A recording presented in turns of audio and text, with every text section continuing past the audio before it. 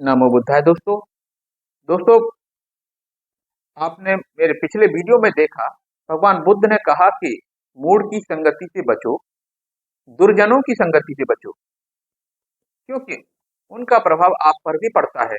और भगवान बुद्ध ने कहा कि आप सम्मान चाहते हो तो सम्मान दो, प्यार चाहते हो तो प्यार दो। दोस्तों, मैं इसी क्रम में अगला वीडियो आपके सामने लेकर के आया हूँ, भगवान बुद्ध का ही। यह भी बाबा साहब भीमराव अम्बेडकर की पुस्तक बुद्ध और उनका धम्म से लिया गया है। दोस्तों, आपको वीडियो अच्छा लगे तो लाइक कीजिए, चैनल को सब्सक्राइब कीजिए दोस्तों, और इसको शेयर भी कीजिए। दोस्तों, भगवान बुद्ध ने यहाँ मन के बारे में बताया है। आप जानते हैं कि मन बड़ा ही चंचल होता है और इसको काबू करना भी उतना ही मुश्किल होता है। तो अगर हम इस वीडियो के साथ अंत तक बने रहिए तो पता चलेगा आपको कि मन को कैसे काबू किया जा सकता है, मन की क्या दशाएं होती हैं। तो दोस्तों, वीडियो को शुरू करता हूँ। मन चंचल है, मन ही प्रधान है, इसे वश में कर सुखी रहें। हर काम करते समय जागरूक रहें, हर काम में सोच विचार कर सजगता से काम लो, हर विषय में अप्रमादी और उत्साही रहो। यही बौद्ध जीवन मार्ग है। विचारहीन मत बनो, विचारवान बनो। दलदल में फंसे हाथी की तरह अपने आप को असत्य के मार्ग, बुरे मार्ग से बाहर निकालो। मन ही प्रधान है, बहुत चंचल है मन। व्यक्ति को चाहिए कि वह अपने चित्त की रक्षा करें। चित्त में पैदा होने वाले विचारों पर काबू रखना बहुत जरूरी है। चंचल चित्त जहां चाहे झट से चला जाता है और अच्छी तरह सुरक्षित चित्त सुख लाता है। जिस प्रकार ठीक से न ढकी और न छाई गई घास, लकड़ी से तैयार की गई छत में वर्षा का पानी घुस जाता है, उसी प्रकार असंयमित चित्त में राग के दोष प्रवेश कर जाते हैं, तृष्णा के दोष प्रवेश कर जाते हैं। अच्छी तरह छाई हुई सुरक्षित छत में वर्षा का पानी नहीं घुस पाता है। इसी तरह संयत चित्त, ध्यान एकाग्रता से काबू किए गए चित्त, शुद्ध चित्त में राग तृष्णा जैसे विकार प्रवेश नहीं कर पाते हैं। चित्त की जागरूकता और एकाग्रता जहां चाहे वहां जाने वाले चित्त को बार बार भटकने वाले मन को वश में करना, साधे रखना बहुत जरूरी है। इसे काबू में रखना बहुत मुश्किल है, किंतु साधा गया, वश में किया गया चित्त सुख लाता है। जो ऐसे चंचल चित्त को नियंत्रण में रखते हैं, वे मार्ग यानी कि मन की बुरी प्रवृत्तियों के बंधनों से मुक्त हो जाते हैं। यदि व्यक्ति का चित्त शांत नहीं है, स्थिर नहीं है, धम्म का जानकार नहीं है, तो उसकी प्रज्ञा कभी पूर्णता को प्राप्त नहीं होती है। एक घृणा से भरा हुआ चित्त जितनी हानि दूसरे व्यक्ति जो घृणा से भरे होता है उसकी करता है, एक शत्रु जितनी हानि अपने शत्रु की करता है, गलत मार्ग पर लगा हुआ चित्त उससे कहीं अधिक हानि करता है। उसी प्रकार ठीक मार्ग पर लगा हुआ चित्त व्यक्ति की जितनी भलाई कर सकता है, उतनी भलाई न माता और न पिता ही, दूसरे मित्र या रिश्तेदार ही कर सकते हैं। आगे कहते हैं दोस्तों, सजग जागृत रहो, सोया लापरवाह चित्त मरे हुए के समान है। जागरूक चित्त का बुद्धिमान व्यक्ति अविद्या को हराकर प्रज्ञा रूपी शिखर पर चढ़कर दुखी मानव जगत को ऐसे देखता है जैसे कोई पर्वत शिखर पर चढ़ा हुआ बुद्धिमान व्यक्ति नीचे तलहटी में खड़े हुए अज्ञानी लोगों को देखता है।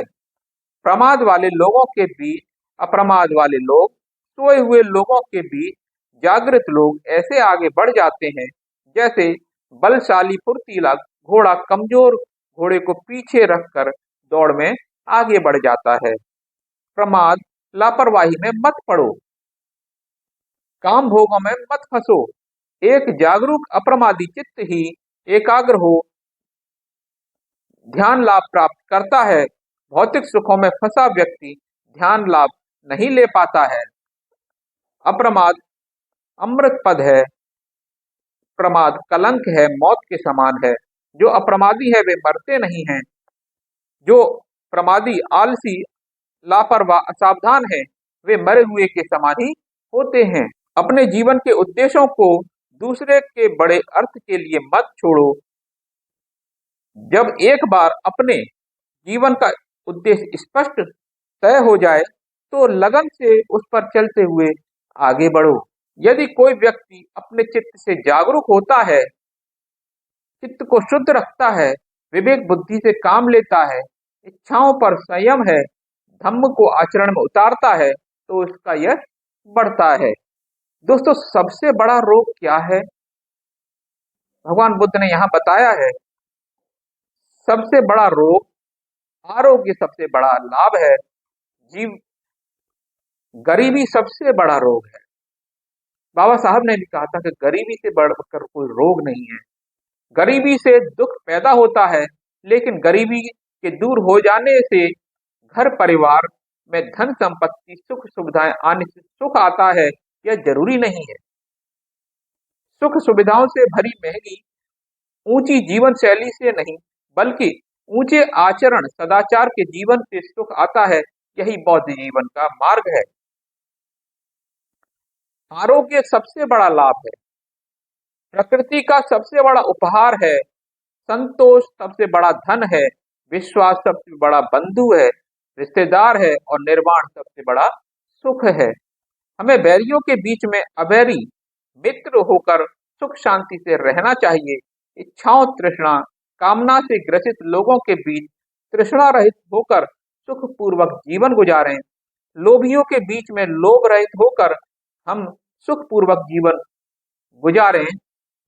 जिस प्रकार खेतों में खरपतवार फसलों को नुकसान करती है, उसी प्रकार किसी व्यक्ति या वस्तु के प्रति गहरी आसक्ति कामना मनुष्य की सुख शांति का नुकसान करती है। इसलिए तृष्णा कामनाओं से मुक्त व्यक्ति को दान देने का महाफल होता है। धम्म का दान सब दानों से बढ़कर है, धम्म की मिठास सब रसों से बढ़कर है, और धम्म का आनंद सब आनंदों से बढ़कर है। जीत से बैर पैदा होता है, हारा हुआ दुखी रहता है। जिसने जीत हार के भावों को छोड़ दिया, जो संतोषी हो गया, वह जीवन में सुखी रहता है। राग के समान आग नहीं, घृणा के समान हार नहीं, इस शरीर के समान दुख का कोई कारण नहीं, शांति के समान कोई सुख नहीं। दूसरों की कमियों, दुर्वचनों, बुराइयों की ओर ध्यान मत दो। अपनी कमियों, किए या किए जाने वाले कामों पर ध्यान दो। किसी को कड़वे वचन मत बोलो, ऐसा बोलने पर सामने वाले भी वैसा ही उत्तर देंगे। उत्तर क्रोध से भरे बोल से दूसरों को कष्ट होता है, दुख होता है, इसलिए वे भी वैसा ही व्यवहार करेंगे। स्वतंत्रता, विनम्रता, निर्मल चित्त, सदाचार, निस्वार्थ भावों का संसार के लिए वैसा ही महत्व है जैसे रथ के लिए उसके पहिए की धुरी। यही बौद्ध जीवन मार्ग है। दोस्तों, कड़वे वचन मत बोलो, सामने से वैसा ही उत्तर मिलेगा। कोई झूठ न बोले, दूसरों को झूठ बोलने, झूठी बातों का प्रचार करने के प्रेरित न करें, और दूसरे के झूठ का समर्थन न करें। सभी तरह के झूठ ढोंग से दूर रहें।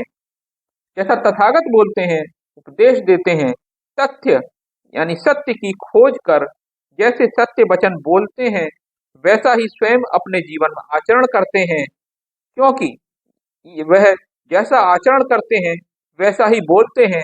अर्थात मृदुभाषी, तथाकारी और यथाकारी तथाभाषी है। यही बौद्ध जीवन मार्ग है। सम्यक वचन सन्मार्ग को चुनो और उस मार्ग से विचलित न हो। हालांकि मार्ग तो बहुत हैं, लेकिन सन्मार्ग की ओर नहीं जाते। सम्यक मार्ग कुछ ही लोगों को सुखी बनाने के लिए नहीं, बल्कि सभी को सुखी बनाने के लिए है।